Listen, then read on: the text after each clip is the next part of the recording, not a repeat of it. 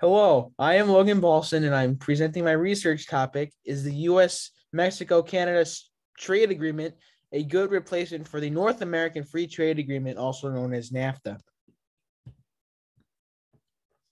So background on NAFTA. What is NAFTA exactly? NAFTA is a free trade agreement agreed to by both the United States and Canada, as well as Mexico, in 1993 and became effective in 1994.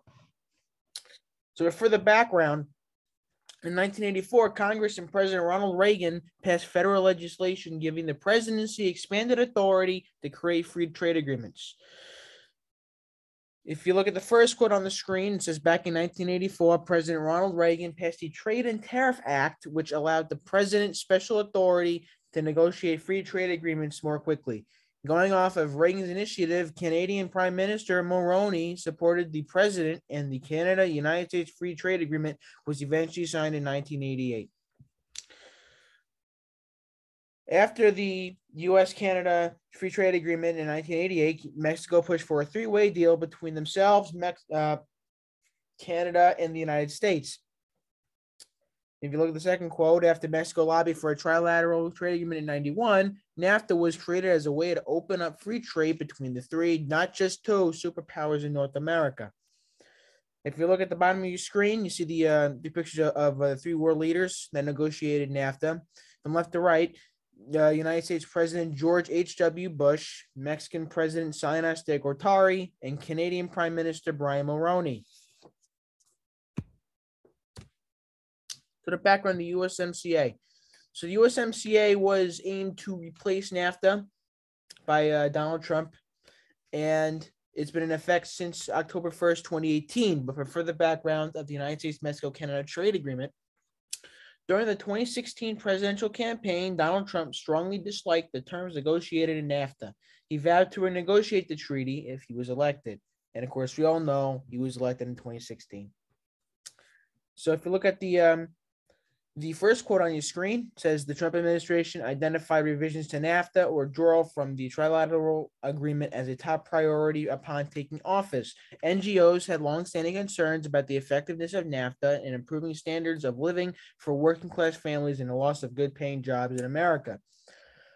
If you look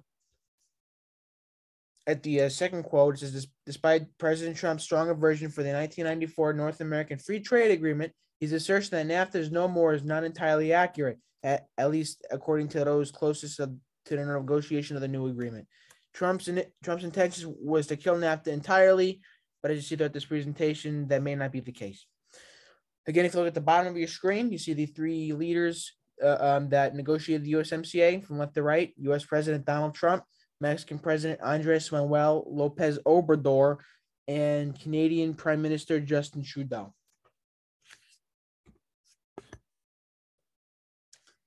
So there have been many criticisms of NAFTA since its effectiveness since 1994.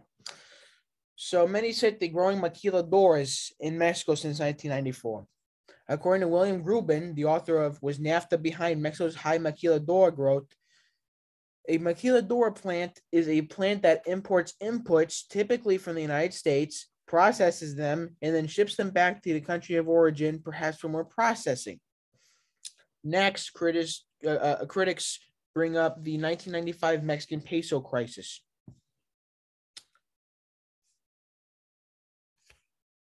So, if you look at the first quote under that bullet, it says during 1995, U.S. imports from Mexico grew nearly 25%, but exports dropped 11%.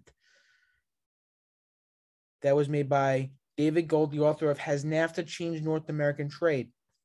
He also said, in contrast, Mexico experienced a currency crisis and deep recession in 1995. Its employment fell, but is now recovering with the economy. So you would think that after the free trade agreement was enacted, all countries would, benefit. Clearly, Mexico, their economy dipped because of a currency crisis. And as you see in my next bullet point, it's going to say not all three countries benefited equally. So, again, according to Gold, he says NAFTA is not found to have a significant impact on trade between the United States and Canada or Canada and Mexico, given that the United States negotiated a free trade agreement with Canada 5 years before the implementation of NAFTA. So, as in explaining the background of NAFTA, I have mentioned that the United States and Canada have signed a different free trade agreement earlier than NAFTA in 1988, became effective in, I believe, 1989. But you would think that it would still, incentivize trade between Canada and Mexico, because since they weren't in a free trade agreement with them then, you would have thought that trade would have increased with them. Apparently, he has not. And my last point about the criticisms of NAFTA: between 1994 and 1996, trade only increased approximately 2% between the United States, Mexico, and Canada. David Gold also says the share of the United States trade with Canada and Mexico increased from 27.8 to 29.4% between 93 and 96. While NAFTA became effective in 94, trade should have increased a lot more, to show the effectiveness and the benefits of the free trade agreement that was signed. So what are the differences between the United States-Mexico trade agreement and NAFTA? So apparently not much of a difference. It was actually built on NAFTA to an extent. According to Christian Gomez, author of When a Political Win is a Loss, he says, when he quotes the Deputy Prime Minister of Canada, Freeland, when this agreement is enacted, NAFTA will not only be preserved, it will be updated, improved, and modernized, says Freeland. It's also supposedly more progressive than NAFTA. Gomez also says the agreement is very progressive, according to Freeland, and is intended to equally redistribute the wealth it generates among the citizens of all three countries, as if the United States hasn't already provided enough incentives under NAFTA for companies to move to our neighbors. As you notice, it says equally redistribute the wealth.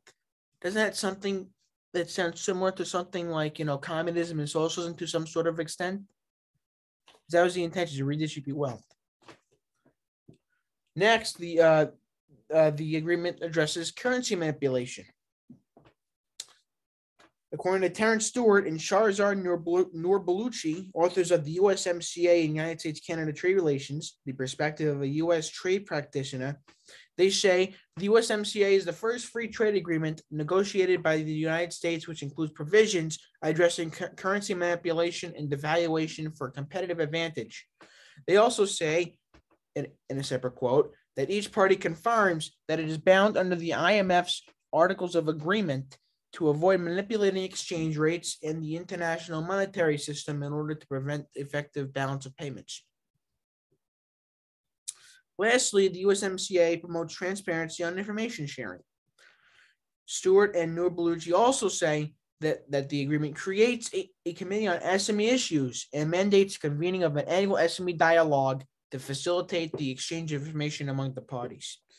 So transparency gives the people of all three nations the ability to see what the government is doing when they go to enforce the trade agreement, which in all aspects, transparency is good.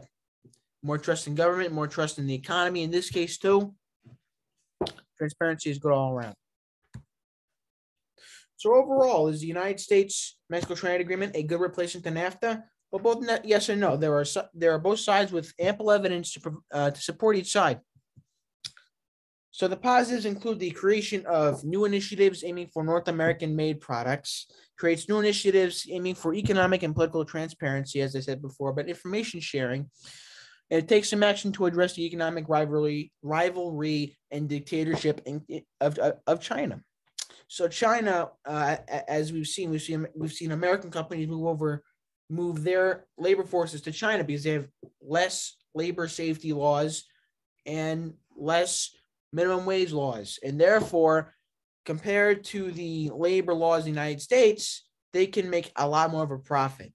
So the USMCA tries to take some action to bring some of these companies back to promote economic success for Americans rather than corporate leadership that's just looking for corporate profits. And for the negatives, is the USMCA undermines national sovereignty to an extent.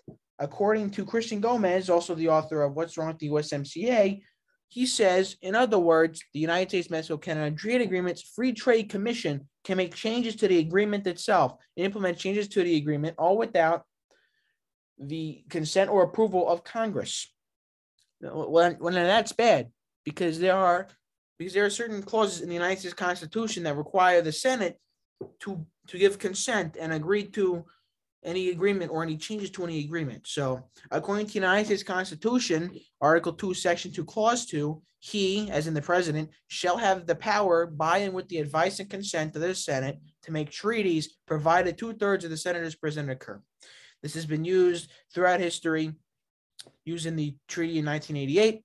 This was used when we, as you all know, the Louisiana Purchase by President Thomas Jefferson from France. But this undermines our sovereignty, because if we don't have a say, but the treaty has a say in their own inner workings, it can force our hand and be a negative and take a negative effect on us economically, politically, and I guess constitutionally too. And lastly, I present my proto-thesis that there are both positives and negatives to the USMCA. Therefore, it is up to interpretation by economists, historians, all the officials as a whole, if the pros outweigh the cons. And whenever I write my paper, I'm gonna analyze both the pros and cons. There's a lot more to talk about than what's in this presentation, but to meet the time limit, but this has an effect on our economy, our political structure, and status, and we will see how this turns out in the years to come. Here is my works cited. I hope you all enjoyed my presentation, and I'll see you in class.